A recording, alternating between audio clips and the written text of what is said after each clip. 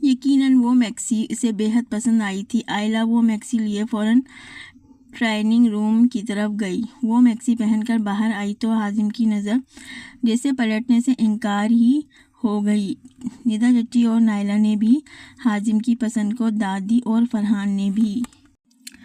پہلی مرتبہ بالکل سچی تعریف کر کے آئلہ کا دل خوش کیا۔ اب وہ واپس ڈریس چینج کر کے میکسی پیک کروا رہی تھی۔ حازم کی تو جان ہی نکلی ہوئی۔ اسے کسی اور کے لیے خوش دیکھ کر ہفتہ گزر چکا تھا۔ وہ بے تحاشا منتیں کر چکا تھا۔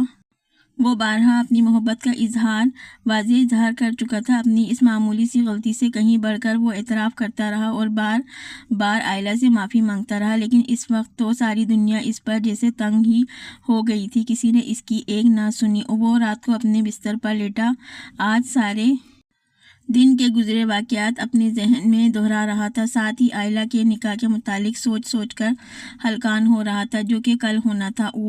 اور پھر سے اسے آج والا واقعہ یاد آیا کہ جیسے آئلہ ہنس کر اسفر سے باتیں کر رہی تھی اور حازم کو شدید اگنور کر رہی تھی۔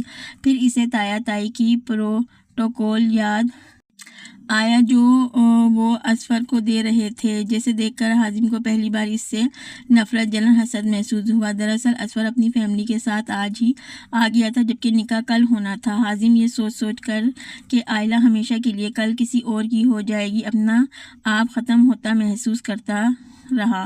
اس کا ضبط بے بسی کی انتہا پر تھا۔ آخر وہ ہمت ہار بیٹھا اور پھوٹ کر رو دیا۔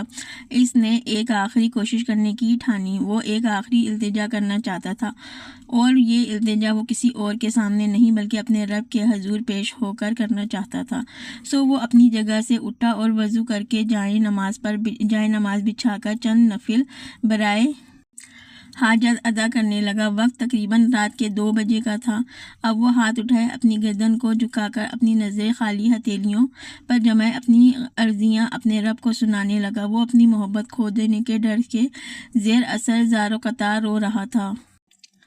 وہ جن الفاظ میں اسے اپنے لیے مانگ سکتا تھا اس نے طلب کیا۔ نہ جانے اس کے لاشعور میں ایک یقین تھا کہ آئلہ اس کی ہے اور کوئی اسے حازم سے نہیں چھین سکتا۔ وہ صبح اٹھا تو سارے گھر میں کافی گہما گہمی تھی، سب یہاں سے وہاں بھاگ رہے تھے۔ اصل میں وہ صبح نہیں بلکہ 10:15 بجے اٹھا تھا۔ گھر میں مزید مہمان بھی تھے۔ فرحان اور اسفر ناشتے کی ٹیبل پر بیٹھے بریڈ اینڈ جیم کے ساتھ انصاف کر رہے تھے۔ حازم نے بھی انہیں جوائن کیا۔ بڑی خدمتیں ہو رہی ہیں بہنوئی کی۔ حازم نے خود کو لاکھ روکنے کے باوجود بھی طنز کرنے لگا۔ ارے کہاں بھائی، ابھی تک موقع ہی نہیں ملا بہنوئی کی خدمتیں کرنے کا، فرحان نے اسفر کی آنکھ مارتے ہوئے کہا، اور ساتھ میں دونوں نے فلک شگاف قہقہے لگائے جو حازم کو ایک آنکھ نہیں بھا رہے تھے۔ حازم نے اپنے غصے اور دکھ کو کنٹرول کرتے ہوئے ناشتے کی طرف اپنی توجہ شیڈول کی۔ وہ بریڈ کی لاسٹ بائٹ لے رہا تھا کہ آئلہ وہاں سامنے آ کر کھڑی ہوئی۔ ہاتھ میں بڑا سا بیگ تھا جس میں غالباً اس کی برائڈل میکسی ہیلز اور جیولری وغیرہ تھی۔ اس نے ٹیبل پر بیٹھے تمام نفوس کو سلام کیا اور اسفر کی طرف متوجہ ہوئی۔ میں ریڈی ہوں، چلو مجھے بیوٹی پارلر چھوڑ کر آؤ، تم نے بولا تھا تم لے کر جاؤ گے، آئلہ نے ایک ادا سے کہا۔ حازم کی شکل کے بگڑے زاویے دیکھنے والے تھے۔ فرحان کی تو یہ دیکھ کر ہنسی چھوٹنے والی تھی کہ اس نے خود پر کنٹرول کیا۔ یہ کیا بات ہوئی، دلہا خود ہی چھوڑنے جائے گا، دلہے نے خود تیار نہیں ہونا کیا؟ حازم پھر سے جلی بھنی پھپھو بنا ہوا تھا۔ مسٹر حازم، دلہن کی مرضی، وہ جس کے ساتھ بھی جائے۔ آپ کون ہوتے ہیں مفت مشورے دینے والے؟ اور بھلا دولہے کی کیا تیاری ہونی ہے؟ ہاتھ منہ دھو کے بس کپڑے ہی تو چینج کرنے ہوتے ہیں، آئلہ نے تڑق کر جواب دیا، جس پر حازم نے اسے کھا جانے والی نظروں سے دیکھا۔ اسے آئلہ پر بھی بے تحاشا غصہ آ رہا تھا کیونکہ اتنے دن سے وہ اس کی کسی بات کو سیریس نہیں لے رہی تھی اور نہ ہی اسے اپنی ضد سے باز آ رہی تھی۔